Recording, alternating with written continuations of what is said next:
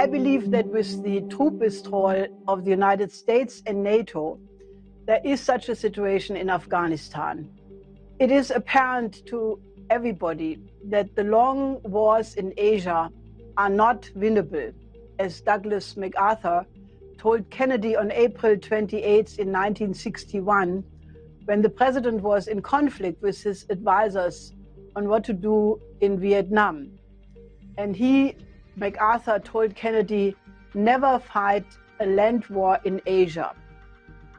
And it should be obvious, even to the most uncurable warmongers on the planet, that in Afghanistan, no military solution can succeed.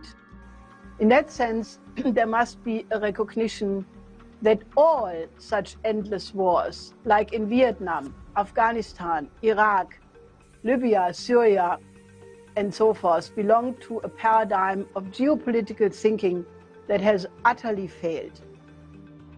That means that the geopolitics of the British Empire, of the Great Game, of the Arc of Crisis of Bernhard Lewis and Zbigniew Brzezinski must be outlawed forever. And there should be an agreement among all neighbors of Afghanistan that geopolitical manipulation must be ended and replaced by the application of the 5 principles of peaceful coexistence.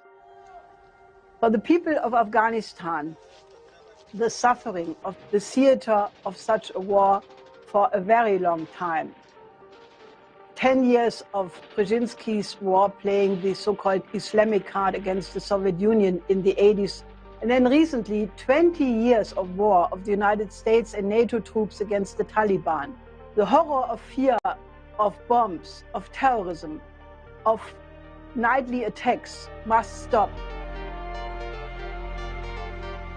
I think it is time for all the countries who participated in these wars as aggressors to be part of the reconstruction as a way of reconciliation.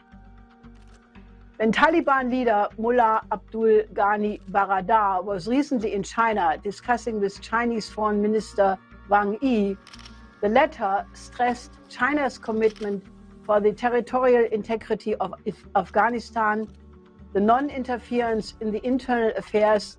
Baradar in turn promised that there would be respect for the Chinese interests in return.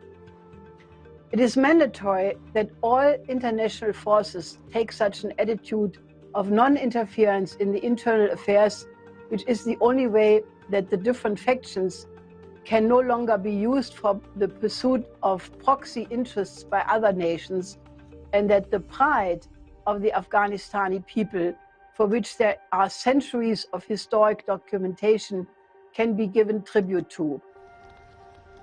It is equally important that US Secretary of State Blinken, during his recent trip to India, stated that the United States government sees a positive role for China in the economic development of Afghanistan, as well as the Afghanistani ambassador to China recently said, Afghanistan is the one place where the United States and China can actually cooperate, since they have common interests such as the suppression of terrorism and the elimination of opium production.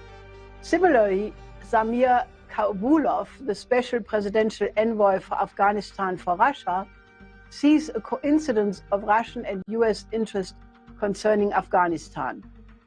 Wang Yi, Chinese foreign minister, has stated repeatedly the hope for an American participation in these development projects. There is another dimension to the hope for a bright future of Afghanistan and its neighbors. Due to the archaeological work, especially in the Soviet time, that there is now much more evidence that in Bactrian and Sogdian, and then which is now Tajikistan and Uzbekistan, there were urban civilizations which earned the area the name of the land of the thousand cities. These were contemporary civilizations with the Archimedean Iran, the ancient Greece, and the Republican and Imperial Rome. It will be a great enrichment for all of humanity to learn more about this great history and to unearth the memory of this great civilization in order to have a dialogue of the best traditions and contributions of all civilizations. I think this will be one of the absolute great joint tasks to show the 5,000 years of history of that region and its contribution to universal history.